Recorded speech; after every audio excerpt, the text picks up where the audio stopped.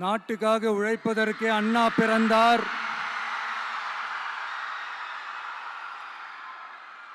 பொது நலத்தில் தானே நாள் முழுக்க கண்ணா இருந்தார் அப்படின்ட்டு எம்ஜிஆர் அவர்கள் ஒரு பாட்டு ஒன்று பாடியிருக்கிறாங்க, கேட்டிருப்பீங்க. அப்படிப்பட்ட நம்ம காஞ்சி தலைவர் அறிஞர் அண்ணா அவர்கள் பிறந்த மாவட்டம் தான் இந்த காஞ்சிபுரம் மாவட்டம்.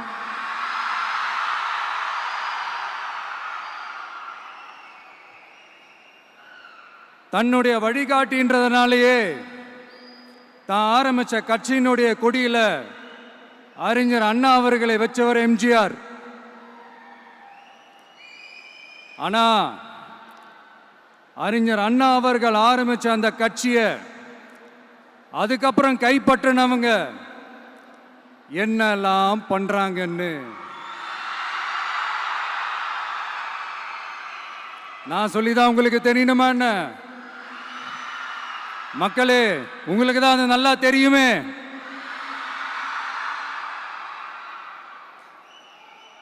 தனிப்பட்ட முறையில் எங்களுக்கும் அவங்களுக்கும் எந்த பிரச்சனையும் கிடையாதுங்க. எந்த வாய்க்கா வரப்பு தகராறுலாம் எதுவுமே கிடையாதுங்க. அப்படியே இருந்தாலும் அது நம்ம கண்டுக்கவே போறது இல்லைங்க. தனிப்பட்ட முறையில் அவங்களுக்கு வேணா நம்ம மேல வன்மத்தோட இருக்கலாங்க. ஆனா நாமெல்லாம் அப்படி கிடையவே கிடையாதுங்க. ஆனா உங்களை என்ன நம்ம எல்லாரையும் பொய் சொல்லி நம்ப வச்சு ஓட்டு போட வச்சு ஏமாத்தினாங்கல்ல,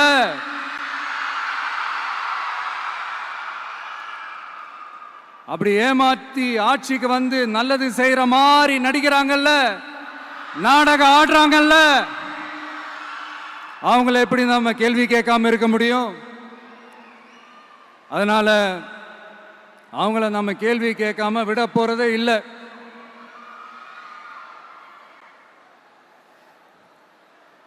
இதை ஏன் நான் காஞ்சிபுரம் மாவட்டத்தில் இருந்து நான் சொல்றேன்னா, தெரிஞ்சோ தெரியாமலோ இந்த மாவட்டத்துக்கும் நமக்கும் ஆட்டோமேட்டிக்காவே ஒரு கனெக்ஷன் ஒன்று ஏற்படுதுங்க.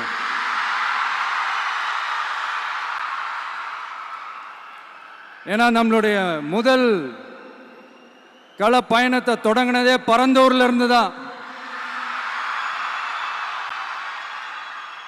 பரந்தூருக்கு போய் அந்த மண்ணில் நின்று அந்த மக்களுக்காக கேள்வி கேட்டதும் இதே அண்ணா அவர்கள் பிறந்த காஞ்சிபுரம் மாவட்டம் தான். இன்னைக்கு ஒரு பெரிய மனவேதனைக்கு அப்புறம் இந்த மக்கள் சந்திப்பு நிகழ்ச்சிக்கு வந்திருக்கிறதும் அதே அண்ணா அவர்கள் பிறந்த காஞ்சிபுரம் மாவட்டம் தான்.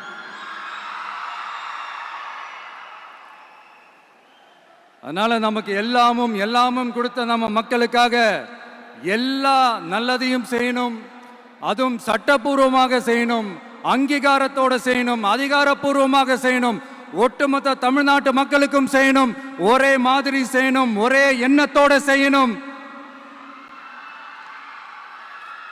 அந்த ஒரே லட்சியத்தோட தான் நாம் அரசியலுக்கே வந்திருக்கிறோம். அதனாலதான் மக்களிடம் செல் அப்படின்னு சொன்ன அண்ணாவை கையில் எடுத்தோம். அவங்க சொன்ன மாதிரி மக்களை நோக்கி போறோம். ஆனா மக்களிடம் செல்னு சொன்ன அண்ணாவை மறந்தது யாரு?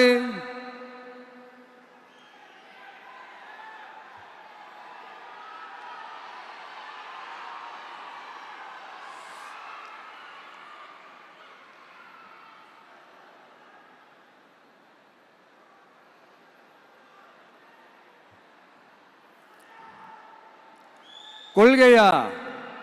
அதனப்பா கிலோ என்ன விலை என்னன்னு கேட்கிற அளவுக்கு அப்படி ஒரு கட்சியை ஒன்று நடத்திக்கிட்டு அந்த கட்சியினுடைய தலைவர் தமிழ்நாட்டு முதல்வர் சொல்றாரு, நமக்கு கொள்கை இல்லையா? எப்படி நமக்கு கொள்கை இல்லையா? பிறப்புக்கும் எல்லா உயிருக்கும்னு ஒரு அடிப்படை கோட்பாட்டை நம்ம கட்சியினுடைய ஒரு முக்கிய கோட்பாட்டை அறிவிச்ச நமக்கு கொள்கை இல்லையா? எல்லாருக்கும் எல்லாமும் கிடைக்கணும், சமூக நீதி கிடைக்கணும். அந்த சமூக நீதி உண்மையான சமூக நீதியா இருக்கணும்.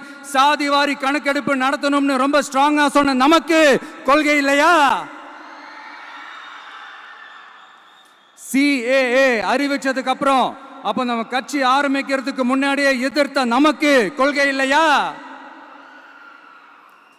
வகுப்பு சட்டத்தை எதிர்த்து உச்ச நீதிமன்றத்துக்கு முதல்ல போன நமக்கு கொள்கை இல்லையா? நீட்ட வந்தா ஒழிச்சிருவேன், நீட்ட வந்தா அழிச்சிருவேன், ஆட்சிக்கு வந்தவனே ரத்து செய்யறதே நீட்ட தான், அப்படி இப்படின்னு கதையெல்லாம் விடாம கல்விய மாநில பட்டியல சேர்க்கணும்னு சொன்னதோட மட்டும் இல்லாம அதுக்கு ஒரு இடைக்கால தீர்வை சொன்ன நமக்கு கொள்கை இல்லையா? சமத்துவம் சம வாய்ப்புன்னு ரொம்ப ஸ்ட்ராங்கா சொன்ன நமக்கு கொள்கை இல்லையா? இப்படி கொள்கையை வெறும் பேச்சில மட்டுமே பேசிக்கிட்டு எல்லா கொள்கையும் அண்டர் கிரவுண்ட்ல அடக்கி வச்சுக்கிட்டு என்னமோ இவங்களுக்கு மட்டும்தான் எல்லா கொள்கையும் குத்தகைக்கு எடுத்த மாதிரி. இவங்க கொள்கையே கொள்ளை தானே. எப்படி? இவங்க கொள்கையே கொள்ளை தானே. இதெல்லாம் மக்களுக்கு யாருக்கும் தெரியாதுன்னு நினைச்சிட்டு இருக்கீங்களா?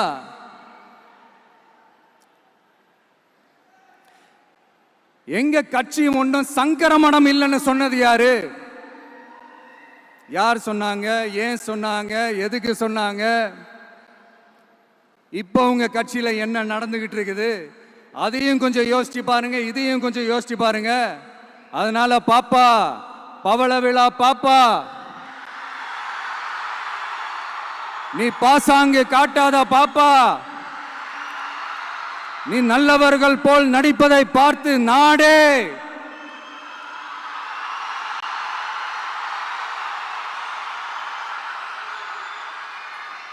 பாப்பான்னு சொன்னோம். அப்ப கூட பாத்தீங்கன்னா பாப்பான்றது ரொம்ப ஆசையா பாசமா சாஃப்டா தான் சொன்னோம். அதையே நீங்க அதிர்ச்சியா எடுத்துக்கிட்டீங்கன்னா அதுக்கு நாங்க என்ன பண்றது? அதே நீங்க விமர்சனம்னு சொன்னீங்கன்னா நாங்க என்ன பண்றது? இன்னும் நாங்க விமர்சனம் செய்ய ஸ்டார்ட் பண்ணவே இல்லையே, இன்னும் நாங்க அடிக்க ஸ்டார்ட் பண்ணவே இல்லையே, அதுக்குள்ள அலர்னா எப்படி?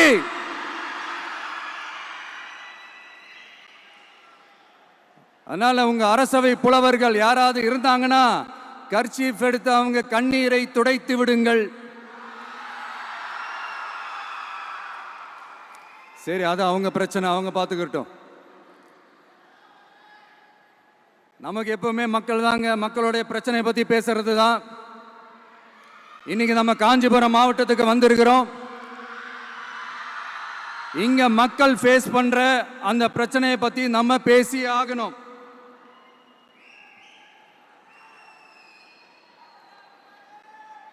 இந்த காஞ்சி மண்ணை வாழ வைக்கிற ஜீவ நதி பாலாறு, உயிர் நதி பாலாறு. இந்த மக்களோட உயிரோடவும் ரத்தத்தோடும் கலந்து ஓடுவது பாலாறு.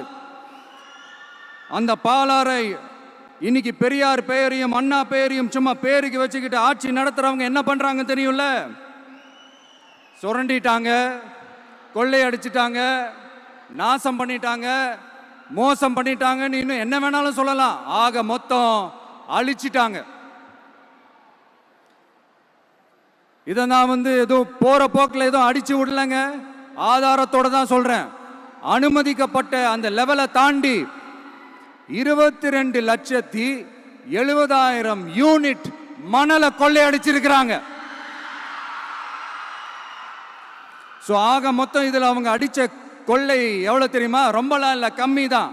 4,730 கோடி. கம்மி தான் இல்ல?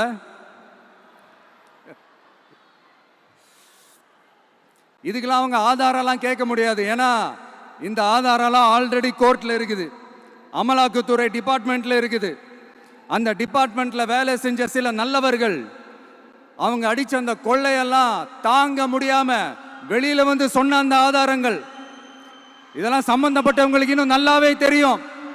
அதனால இது சம்பந்தமா ஆதாரங்களை கொடுலாம் அவங்க கேட்க முடியாது.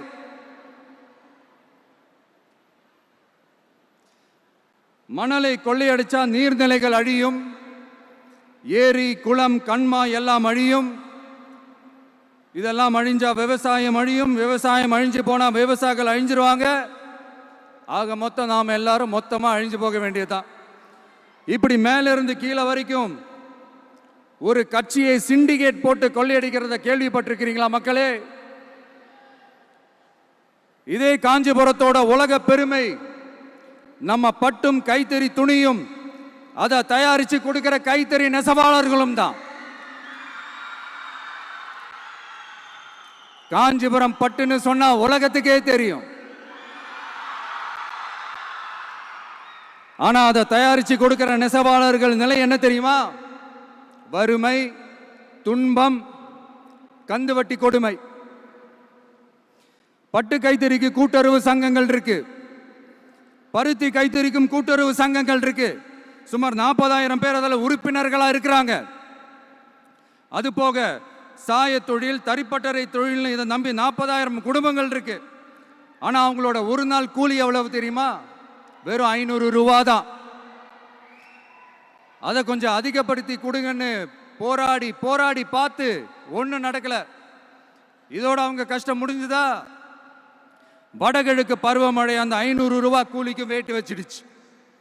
எப்படி விவசாயிகள் டெல்டா மாவட்டங்களில் மழையால பாதிக்கப்பட்டாங்களோ, அவங்கள கண்டுக்காம எப்படி இந்த அரசாங்கம் கைவிட்டுடுச்சோ, அதே மாதிரி தான் நம்ம கைத்தறி நெசவாளர்களும் மழையால பாதிக்கப்பட்டிருக்கிறாங்க. அடுத்து இந்த காஞ்சிபுரம் மாவட்டத்தோட பஸ் ஸ்டாண்டு 60 வருஷத்துக்கு முன்னாடி கட்டினதான். அண்ணா அவர்கள் ஆட்சிக்கு வந்தப்போ கட்டியிருப்பாங்க போல. அது இன்னும் புதுப்பிக்க கூட முடியாம கேட்டா என்ன சொல்லுவாங்க? அந்த லேண்ட் வந்து கேஸ்ல இருக்குது. இல்ல நான் கேட்கிறேன், ஒரு கவர்மெண்ட்னால வேற ஒரு நல்ல இடத்தை தேர்வு செஞ்சு ஒரு பஸ் ஸ்டாண்ட் கட்டி தர முடியாதா?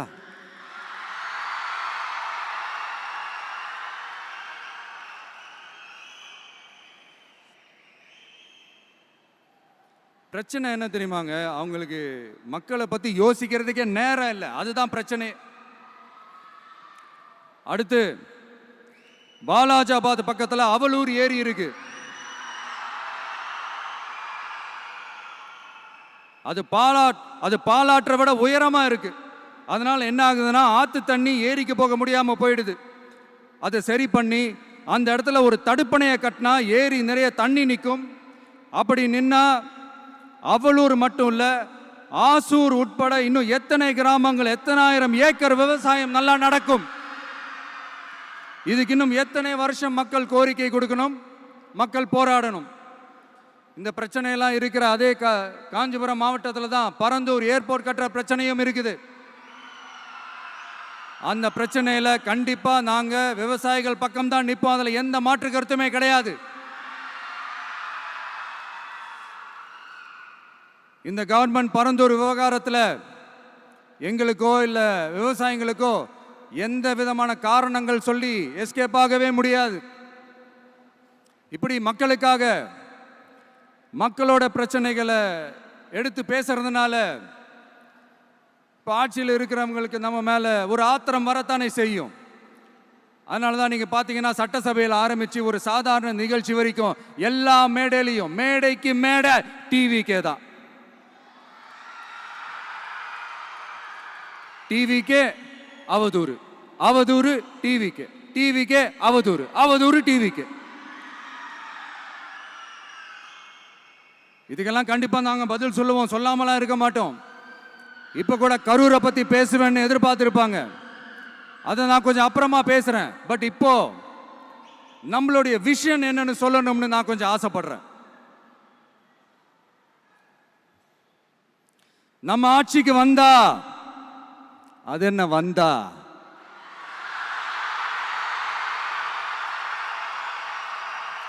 வருவோம்.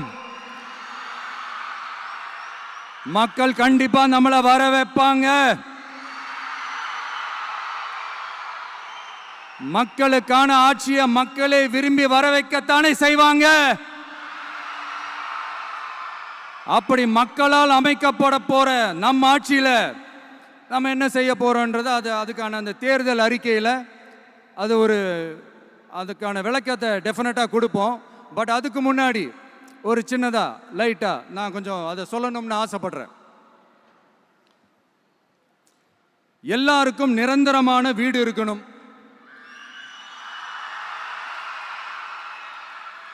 ஒவ்வொரு வீட்டுக்கும் ஒரு மோட்டார் சைக்கிள் வாகனம் உறுதியா இருக்கணும்.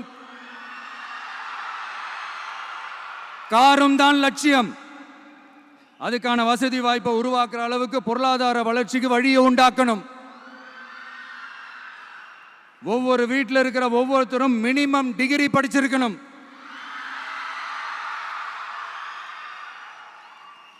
ஒவ்வொரு வீட்லையும் குறைந்தபட்சம் ஒருத்தருக்கு நிரந்தர வருமானம் கிடைக்கணும். அதுக்கான வேலை வாய்ப்பை உருவாக்கணும். அதுக்கு தகுந்த மாதிரி கல்வியில பாடத்திட்டத்தில் சீர்திருத்தம் செய்யணும். கவர்மெண்ட் ஹாஸ்பிட்டல்ஸுக்கு மக்கள் எல்லாரும் பயம் இல்லாம நம்பி போற மாதிரி மாத்தணும். பருவமழை காலத்தில் ஏற்படுற வெள்ளத்தால ஊரும் சரி மக்களும் சரி விவசாயமும் சரி பாதிக்கப்படாம இருக்கணும். அதுக்கு 4000 கோடி திட்டம்னு ஒரு உருட்டுனாங்களே, அந்த மாதிரிலாம் எதுவும் இல்லாம உண்மையான ஒரு பாதுகாப்பு திட்டத்தை உருவாக்கணும். மீனவர்களோட, தொழிலாளர்களோட, நெசவாளர்களோட, அரசு ஊழியர்கள் மற்றும் ஆசிரியர்களோட கருத்து கேட்டு அவங்களுக்கான பாதுகாப்பு மற்றும் வளர்ச்சி திட்டங்களை உருவாக்கணும். உருவாக்குறது மட்டும் இல்லை, அதை செயல்படுத்தணும். முக்கியமாக இண்டஸ்ட்ரியல் டெவலப்மெண்ட்ஸில் கான்சென்ட்ரேட் பண்ணணும். எல்லாத்தையும் விட ரொம்ப ரொம்ப முக்கியம், சட்டம் ஒழுங்க ரொம்ப ஸ்ட்ரிக்டாக வச்சிருக்கணும். நம்மளுடைய அம்மா, அக்கா, தங்கச்சிகள், அவங்களுடைய பிள்ளைகள், குழந்தைகள் எல்லாருக்கும் பாதுகாப்பை, அதுவும் உண்மையான ஸ்ட்ராங்கான பவர்ஃபுல்லான பாதுகாப்பை உண்டாக்கணும். அண்ணா யூனிவர்சிட்டியில நடந்த அந்த பெண்ணுக்கு நடந்த அந்த பிரச்சனை மாதிரியோ, இல்ல கோவையில் நடந்த அந்த கல்லூரி பெண்ணுக்கு நடந்த பிரச்சனை மாதிரியோ அதெல்லாம் நடக்க விடவே கூடாது. நம்ம வீட்டு பெண்கள் ஸ்ட்ராங்கா, பயமே இல்லாம தைரியமா இருக்கணும்.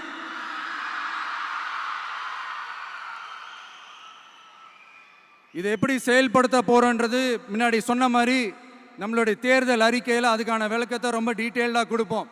நான் சும்மா மற்றவங்க மாதிரி அவங்கள மாதிரி எல்லாத்தையும் அடிச்சு விட்டுட்டு ஏமாத்துற வேலையெல்லாம் இங்கே கிடையாது நம்ம கிட்ட. நான் மறுபடியும் சொல்றேன், நம்ம அரசியலுக்கு வந்தது உங்களுக்கு நல்லது நல்லது நல்லது மட்டுமே செய்யறது தான். எங்களுக்கு வேற எந்த அஜெண்டாவும் கிடையாது.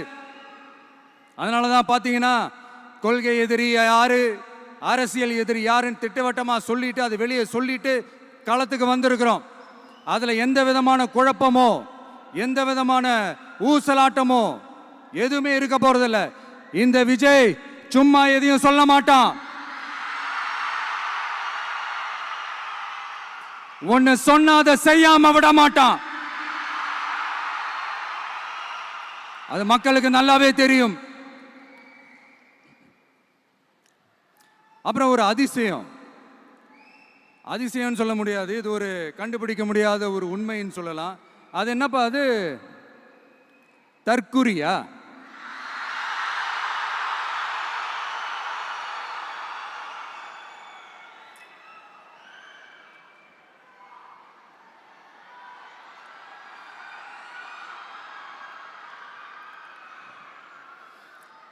நம்ம டிவிகேக்கு சப்போர்ட் பண்ற கோடிக்கணக்கான லட்சக்கணக்கான மக்கள், நம்மளுடைய நண்பிகள், நம்மளுடைய ஜென்சி கிட்ஸ் எல்லாரையும் தற்குறிகள்னு சொல்லி வாங்கி கட்டிக்கிட்டு இப்போ அவங்களாம் தற்குறியெல்லாம் கிடையாது, அப்படியெல்லாம் அவங்கள கூப்பிடாதீங்க, அவங்க சங்கிகள்லாம் கிடையாது, அப்படியெல்லாம் அவங்கள கூப்பிடாதீங்கன்னு சொல்லி ஒரு குரல். யாருடா அந்த குரல் அப்படின்னு பார்த்தா, இப்ப ரீசெண்டா அறிவு திருவிழான்னு ஒன்று நடத்தினாங்கல்ல, சாரி அவதூறு திருவிழா.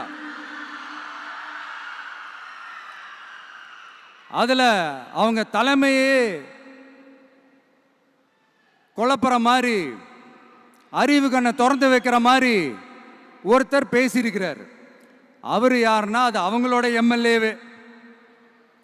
அந்த எம்எல்ஏ யாருன்னா நம்மளுடைய கொள்கை தலைவர்கள் ஒருத்தரான மக்கள் சேவகர் அஞ்சலை அம்மாளோட சொந்தக்காரர். என்னடா இது இப்படி ஆகி போச்சு, டிவிகேக்கு சப்போர்ட் பண்ற மாதிரி நம்ம கட்சியிலேருந்தே ஒரு குரல் வருதுன்னு சொல்லி தலைமையில் ஃபுல்லா கன்ஃபியூஷன். அந்த கன்ஃபியூஷன் இதோட நிக்காது. அந்த ஆதரவு குரல் ஒரு வீடு விடாம, ஒரு இடம் விடாம, எல்லா இடத்துலையும், எல்லா வீட்லையும் இன்னும் பலமா எதிரொலிக்கு தான் இல்லையான்னு பாருங்க. சும்மா பிளாஸ்ட் தான்.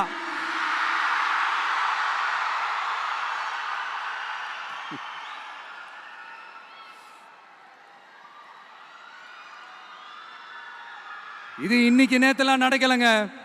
1972 நடந்து முடிஞ்சிருச்சு. எப்போ எம்ஜிஆர் அவர்கள் கட்சி ஆரம்பிச்சாங்களோ அப்பவே அது ஒரு கூத்தாடி கட்சி. எப்போ எம்ஜிஆர் அவர்களுக்கு பின்னாடி அத்தனை மக்கள் திரண்டு நின்னாங்களோ அப்பவே அது ஒரு கூத்தாடி கும்பல். நடிகர் கட்சின்னு சொன்ன ஒருத்தர் அதுக்கப்புறம் எம்ஜிஆர் கூடயே போய் சேர்ந்துட்டாரு. இன்னொருத்தர் இவரெல்லாம் ஒரு ரவுண்டு தாங்க வருவாரு, ரெண்டாவது ரவுண்ட்லாம் காணாம போயிடுவார்னு சொல்ல இன்னொருத்தர் அதுக்கப்புறம் போய் எம்ஜிஆர் கிட்டே போய் சேர்ந்துட்டார். ஸோ இந்த மாதிரி இவங்க 2 பேர் மட்டும் இல்லை, ஒட்டுமொத்த தமிழ்நாட்டு மக்களும் எம்ஜிஆர் அவர்கள் கூட தானே போய் சேர்ந்தாங்க.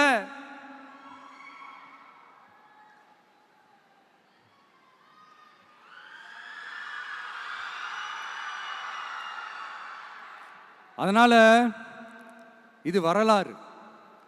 இந்த வரலாறு நம்மளை விட அவங்களுக்கு இன்னும் நல்லாவே தெரியும். அதனால தான் பார்த்தீங்கன்னா 53 வருஷமா அதே கதறல்கள். கூத்தாடி கூட்டம், நடிகர் கட்சி, நடிகர் கூட்டம், இப்படி. மர்மயோகின்ற ஒரு படத்தில் அவருடைய கேரக்டர் பேர் கரிகாலன். அதில் ஒரு சூப்பர் டயலாக் ஒன்று சொல்லியிருப்பார். குறி வைத்தால்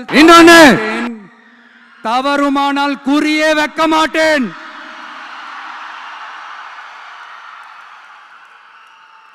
இதெல்லாம் யாருக்கு சொல்றோம், எதுக்கு சொல்றோம்னு புரிய வேண்டியவங்களுக்கு புரிஞ்சா நல்லா இருக்கும். ஏண்டா இந்த விஜய தொட்டோம்,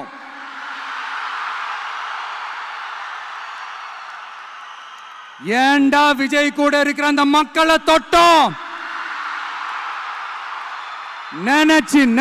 நினைச்சு ஃபீல் பண்ண போறீங்க.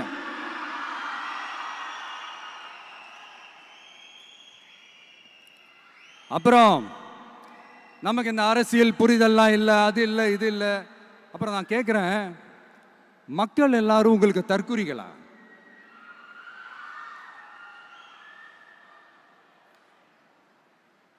அதே மக்களோட ஓட்டு வாங்க போற நாம தற்குறிகள்னா அப்ப இவ்வளவு நாள் அதே மக்கள் கிட்ட இருந்தானே நீங்க ஓட்டு வாங்கிட்டு இருந்தீங்க.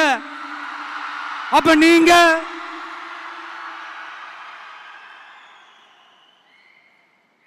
அந்த மக்களுக்கு நீங்க காட்டுற மரியாதையும் நன்றியும் இதுதானா?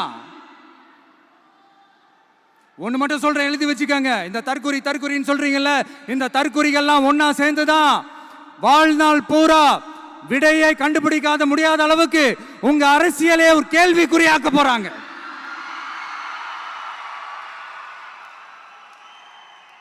இவங்கெல்லாம் யாரும் இங்க தற்குறிகள்லாம் கிடையாது. இவங்க எல்லாரும் தமிழ்நாட்டு அரசியலோட ஆச்சரியக்குறி. இவங்க எல்லாரும் தமிழ்நாட்டு அரசியலோட அந்த மாற்றத்திற்கான அறிகுறி. சும்மா லாஜிக்கே இல்லாம தற்குறி.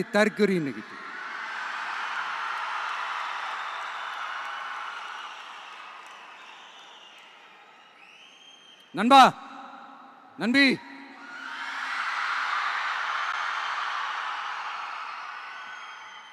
எல்லா மேடையிலும் ரிப்பீட்டடா ஒரு விஷயம் நான் சொல்லுவேன்ல, இப்ப நீங்க சொல்லுங்க.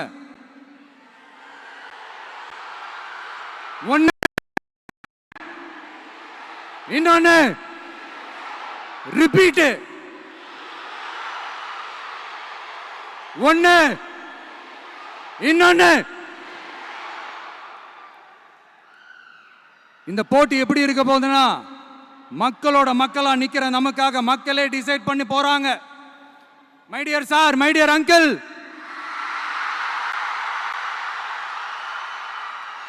ஆல்ரெடி டிசைட் பண்ணியாச்சு. கான்பிடென்டா இருக்க மக்களே, நல்லதே நடக்கும், வெற்றி நிச்சயம். மீண்டும் சந்திக்கும் வரை நன்றி, வணக்கம்.